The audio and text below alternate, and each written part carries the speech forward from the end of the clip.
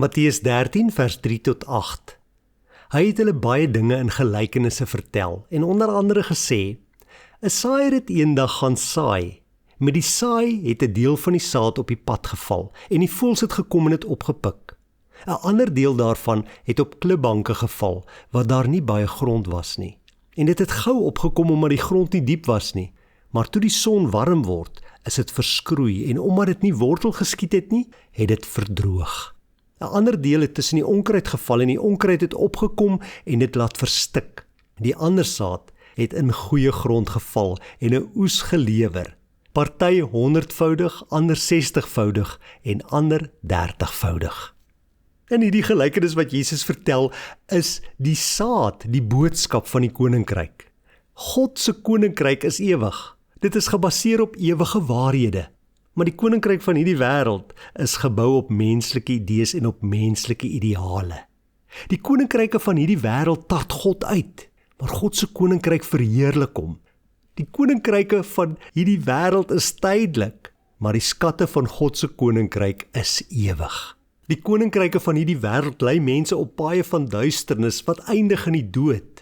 Maar God se koninkryk is vol lig en lei sy volgelinge op paaie van geregtigheid en van die ewige lewe. Die saad wat gesaai word, is die waarhede oor God, die Vader, oor die koninkryk en oor Jesus Christus.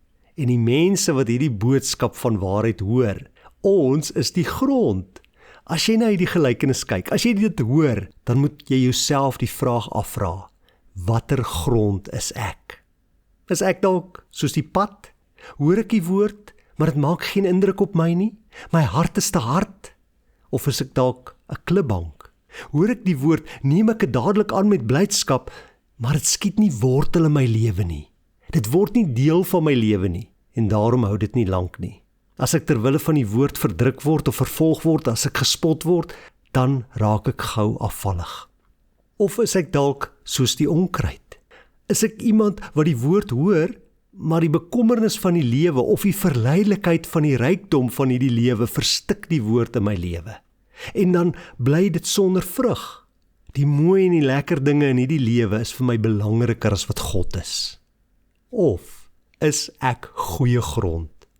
Is ek iemand wat die woord hoor en dit verstaan en dit gaan doen? Die woord dra vrug in my lewe en dit lewer 'n oes op, soms 100voudig, soms 60voudig, soms 30voudig, maar ek dra die vrug. Watter grond is jy? My gebed is dat jy die goeie grond sal wees, dat jy vandag God se woord sal hoor, dat dit sal wortel skiet in jou lewe, dat dit deel sal word van jou lewe en dat jy dit sal gaan uitleef en baie vrug sal dra tot eer van sy groot en wonderlike naam. Here, baie dankie dat U vir ons leer op eenvoudige, maklike maniere met gelykenisse. Ook hierdie gelykenis van die saaier wat uitgegaan het om die woord te gaan saai. Here, ek wil bid dat U my die krag en die genade sal gee om goeie grond te wees, sodat ek U woord sal hoor, dat ek dit sal verstaan en dat ek dit sal gaan doen en uitleef. Mag my lewe vrug dra tot eer van die groot en wonderlike naam. Amen.